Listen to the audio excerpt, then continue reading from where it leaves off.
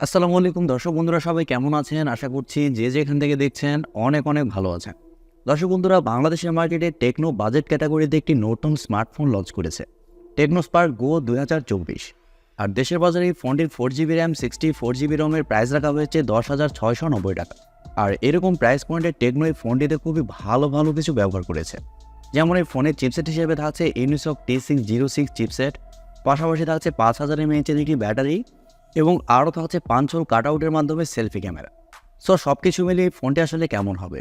আর ফোনটি যেহেতু 10,690 টাকাতে লঞ্চ করা হয়েছে, সো এরকম প্রাইস পয়েন্টে ফোনটি আসলে কেমন হবে, এই সবগুলো প্রশ্নের উত্তর খোঁজার চেষ্টা করব এই ভিডিওতে। সো পুরো ভিডিওটি অবশ্যই দেখবেন, আর ভিডিওটি ভালো লাগলে ভিডিওতে একটি লাইক দিবেন। প্রথমে যদি এই ফোনটির ডিজাইন এবং বিল্ড কোয়ালিটি নিয়ে কথা বলি, তাহলে এই ফোনটির ব্যাক সাইড এবং ফ্রেমে থাকছে প্লাস্টিক, আর ব্যাক সাইডে থাকছে দুইটি ক্যামেরা।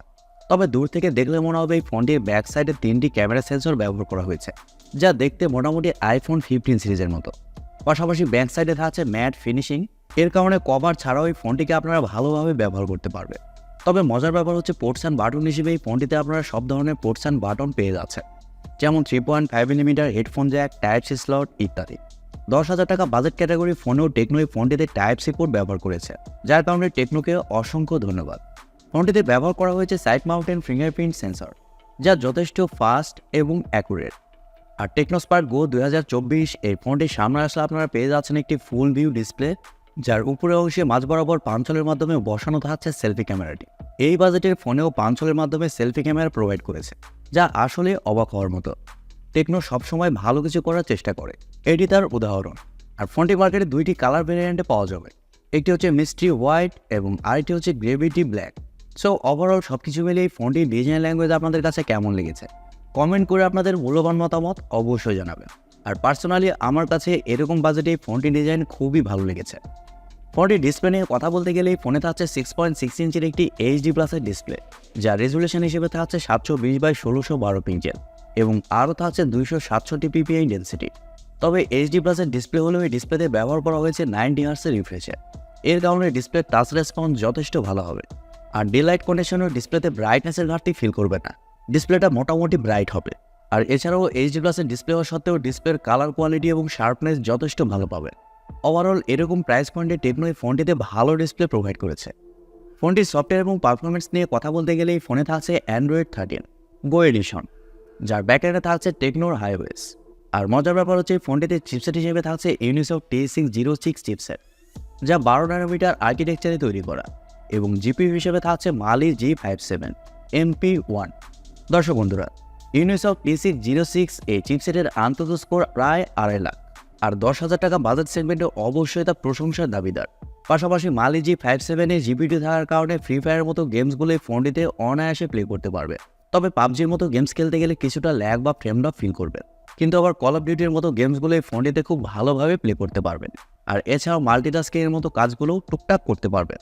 আর আগে বলেছি ফোনটি দেশের বাজারে শুধুমাত্র একটি ভেরিয়েন্টে লঞ্চ হয়েছে, 4GB র্যাম 64GB রম, যার স্টোরেজ টাইপ হিসেবে থাকছে eMMC 5.1 এবং র্যাম টাইপ হিসেবে থাকছে LPDDR4X।